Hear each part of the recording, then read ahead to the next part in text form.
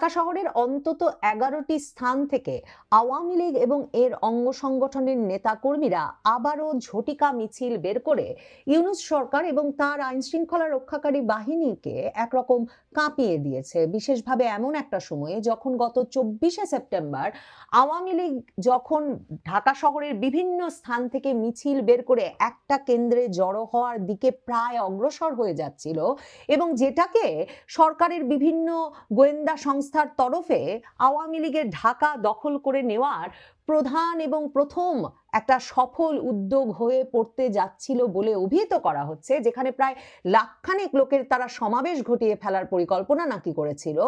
ওই দিনে মানে 24শে সেপ্টেম্বর যখন আওয়ামী লীগের অন্তত 244 জনকে পুলিশ গ্রেফতার করে ফেলে একটা মিছিল সংগঠনের জায়গা থেকেই, ফার্মগেট থেকে পুলিশ এবং সেনাবাহিনী মিলে, এবং সেই 244 জনকে জিজ্ঞাসাবাদ করে হেফাজতে নিয়ে নানা রকম প্রশ্নের মাধ্যমে যখন পুলিশ এবং আইন শৃঙ্খলা রক্ষাকারী বাহিনী ভাবছিল যে তারা হয়তো আওয়ামী লীগ এবং এর অঙ্গ সংগঠনের মিছিল সাজানোর এবং মিছিল রাজপথে নামিয়ে ফেলার যে নেটওয়ার্ক সেটা একরকমের ভেঙে দিতে সক্ষম হয়েছে, তখন এই সপ্তাহ তিনেকের মাথায় আওয়ামী লীগ আবারও ঢাকা শহরের বিভিন্ন জায়গায় একত্রে নানা সময়ে দিনের নানা ভাগে দিনে দুপুরে প্রকাশ্যে যানজটের মধ্যে জনসমাগমের মধ্যে মিছিল বের করে নিয়ে আসে, এবং এর ফলে স্বাভাবিকভাবেই আবারও ইউনূস সরকার এবং তার আইন শৃঙ্খলা রক্ষাকারী বাহিনী একরকম নড়ে চড়ে বসেছে। দেখেন, আওয়ামী লীগ যেই জায়গাগুলোতে মিছিল করেছে সেই জায়গাগুলোর কথা যদি একটু বিবেচনা করি, কুর্মিটোলা জেনারেল হাসপাতালের উল্টো পাশ থেকে মিছিল হয়েছে, শনির আখড়া এলাকায় মিছিল হয়েছে, ওয়াডির জয়কালী মন্দির এলাকায় মিছিল হয়েছে, এছাড়া ধানমন্ডির আবাহনী মাঠের কর্নার, তেজগাঁও শিল্পাঞ্চলের মিছিল, 7 রাস্তা মোড়, এলিফ্যান্ট রোড, বাটা সিগন্যাল, উত্তরা 3 নম্বর সেক্টর, আগারগাঁও বেতার ভবন কিংবা রমনার মৎস্য ভবন এলাকার মিছিলগুলোর কথা সংবাদ মাধ্যমে রিপোর্টেড হতে দেখা যাচ্ছে। মতিঝিলের দিলকুশাতেও একটা মিছিলের কথা আমি পত্রিকায় দেখছি।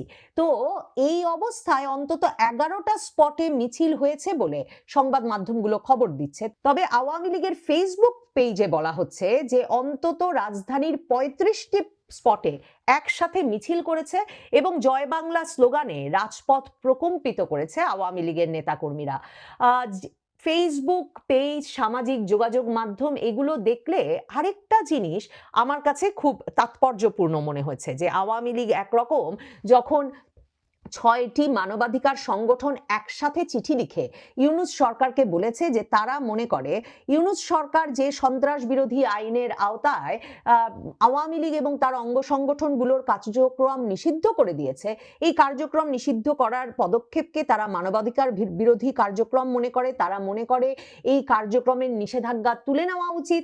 এছাড়া মানবাধিকার সংগঠনগুলো এই যে স্পষ্টতই Civicus, committee to protect journalist, fortify rights, human rights watch, Robert F Kennedy human rights tech global ইনস্টিটিউটের মতো মানবাধিকার সংগঠনগুলো যে ইউনূস সরকারকে পরিষ্কার করে চিঠি লিখে বলছে যে একরকম যেমন কার্যক্রমে নিষেধাজ্ঞা আওয়ামী লীগের তুলে নেওয়া উচিত, তেমনি তারা মনে করে এই যে সন্ত্রাস বিরোধী আইন সহ যে কোনো মামলা দিয়ে আওয়ামী লীগ সহ তার অঙ্গ সংগঠনের নেতাকর্মীদের ওপর যেভাবে চলমান নির্বিচার গ্রেফতার ও আটক চলছে সেটা অবিলম্বে বন্ধ করতে হবে।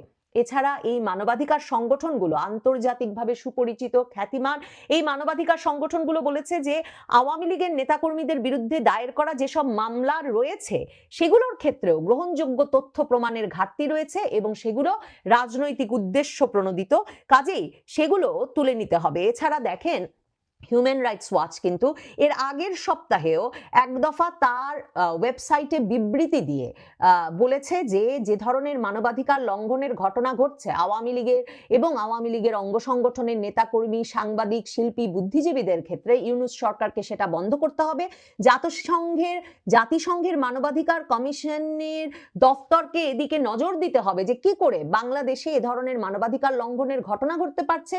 এবং হিউম্যান রাইটস ওয়াচ পরিষ্কার করে বলেছে যে আওয়ামী লীগের নির্বাচনে অংশগ্রহণও নিশ্চিত করতে হবে, কারণ রাজনীতিতে নিষিদ্ধ করে নির্বাচন থেকে দূরে রাখাকে তারা মানবাধিকার বিরোধী তৎপরতা বলে মনে করে। দেখেন, এসব চাপের মধ্যে আওয়ামী লীগ যখন আবারও মিছিল নিয়ে রাজপথে বেরিয়ে এলো তখন আওয়ামী লীগের ফেসবুক পেজে গেলে যেটা খুব তাৎপর্যপূর্ণ বলে আমার মনে হয়েছে সেটা হচ্ছে যে দলটি এই এত প্রতিকূলতার মধ্যেও যে সংগঠিত হয়ে চলেছে তার প্রমাণ মেলে এই মিছিলগুলোতে। শুধু মিছিল বের করেছে বলে নয়, দলটি রীতিমতো চিহ্নিত করছে এখন যে কোন মিছিলটি কোন সংগঠন বের করেছে, মানে কোন এলাকায় স্বেচ্ছাসেবক লীগ বের করেছে, কোন এলাকায় ছাত্রলীগ বের করেছে। শুধু তাই নয়, আসন ভিত্তিক মিছিলের আয়োজন করছে রাজধানীতে আওয়ামী লীগ এবং এর অঙ্গ সহযোগী সংগঠনের নেতাকর্মীরা। যেমন ফেনী এক আসনের আওয়ামী লীগ এবং অঙ্গ সহযোগী সংগঠনের উদ্যোগে রাজধানীতে বিক্ষোভ মিছিল হয়েছে, তার ভিডিও দেখা যাচ্ছে। শেরপুর জেলা ছাত্রলীগের নেতাকর্মীরা বিক্ষোভ মিছিল করেছেন। এরপর দেখা যাচ্ছে ঢাকা 14 আসন এবং 13 আসনের নেতাকর্মীরা আলাদাভাবে মিছিল বের করেছেন। এছাড়া ডেমরা এলাকায় ঢাকা মহানগর দক্ষিণ ছাত্রলীগ বিক্ষোভ মিছিল করেছে। এই বিষয়গুলো আমার কাছে অত্যন্ত তাৎপর্যপূর্ণ মনে হচ্ছে এই জায়গা থেকেও যে তার মানে কি আওয়ামী লীগ আসন ভিত্তিক নেতা চিহ্নিত করে দায়িত্ব দিয়ে দিয়েছে যে এই আসন বা এই এলাকার এই সুনির্দিষ্ট সংগঠন এই ব্যক্তি বা এই ব্যক্তিবর্গ সংগঠন করবেন এবং তারা মিছিল বের করবেন। তার মানে আওয়ামী লীগ একেবারে তৃণমূল পর্যায়ে সংগঠিত হচ্ছে। শুধু সেটা নয়, ঢাকা মহানগর পুলিশ যেটা বলছিল গত কয়েক মাস ধরে, যখন কিছুতেই তারা আওয়ামী লীগের মিছিল সামাল দিতে পারছিল না এবং যখন আওয়ামী লীগের মিছিলগুলো বড় হয়ে উঠলো অনেক আকারে, তখন মনে করে দেখুন ঢাকা মেট্রোপলিটন পুলিশ বারবার বলছিল যে এরা বিভিন্ন জেলা শহর থেকে এসে মানে ঢাকা শহরে জড়ো হচ্ছেন এবং মিছিল সংগঠন মিছিল আয়োজনের কাজ করছেন এবং সংগঠিত করে রাজপথে মিছিল নিয়ে নেমে যাচ্ছেন। খুলনা বিভাগের নেতাকর্মীরা আলাদা করে মিছিল করেছেন আজকে ঢাকার রাজপথে। তো এই বিষয়গুলো মাথায় রাখলে বুঝতে অসুবিধা হয় না যে আওয়ামী লীগ সারা বাংলাদেশ জুড়ে ছড়িয়ে পড়ছে এবং তারই প্রেক্ষিতে সারা বাংলাদেশের বিভিন্ন জায়গায় যেমন মিছিল হচ্ছে, বিভিন্ন জায়গার নেতাকর্মীরা সংগঠিত হয়ে রাজধানীতেও তারা মিছিল নামাচ্ছেন। মানে দলটি আসলে তৃণমূলে ব্যাপকভাবে শক্তি বৃদ্ধি করছে এবং সংগঠিত হচ্ছে এই ভয়াবহ প্রতিকূলতার মধ্যে। আর আমার কাছে যে জন্য তাৎপর্যপূর্ণ মনে হচ্ছে সেটা হচ্ছে একদিকে যখন ওই যে বিদেশি রাষ্ট্রদূতরা সাবের হোসেন চৌধুরীর কাছে যাচ্ছেন, বিদেশি মানবাধিকার সংস্থাগুলো বিবৃতি দিয়ে বলছে আওয়ামী লীগের নিষেধাজ্ঞা তুলে নিতে হবে, আওয়ামী লীগকে সহ নির্বাচন করতে হবে। অন্যদিকে তখন আওয়ামী লীগের এই যে আসন ভিত্তিক মিছিল, ঢাকা 13 আসন মিছিল বের করছে, ফেনী 1 আসন মিছিল বের করছে, ঢাকা 14 আসন মিছিল বের করছে, তাতে মনে হচ্ছে যে আওয়ামী লীগের ওই যে সভানেত্রী শেখ হাসিনা যে তৃণমূলে আওয়ামী লীগকে শক্তিশালীকরণের কাজ করছেন, সেখানে এখন সম্ভবত নির্বাচনী আসন ভিত্তিক আলাপ তারা শুরু করেছেন এবং নির্বাচনী আসন ভিত্তিক নেতৃত্ব নির্ধারণ করে দিয়ে, নেতাকর্মীদের নির্ধারণ করে দিয়ে তাদেরকে তাদের তৎপরতা দেখিয়ে দলকে রাজপথে ফিরিয়ে আনতে এবং রাজনীতির ময়দানে ফিরিয়ে আনার নির্দেশনা দেওয়া হয়েছে। এই বিষয়টা এই মিছিলের খবরগুলো যেভাবে এসেছে তাতে আমার কাছে অত্যন্ত পরিষ্কার বলে মনে হয়েছে। যে দেখেন, আজকে ঢাকা মেট্রোপলিটন পুলিশ যাদেরকে গ্রেফতার করেছে, আমি ডিএমপি নিউজে দেখছি 6 জনকে গ্রেফতার করেছে তারা বিভিন্ন জায়গা থেকে। ঢাকা মহানগর গোয়েন্দা পুলিশ বলেছে।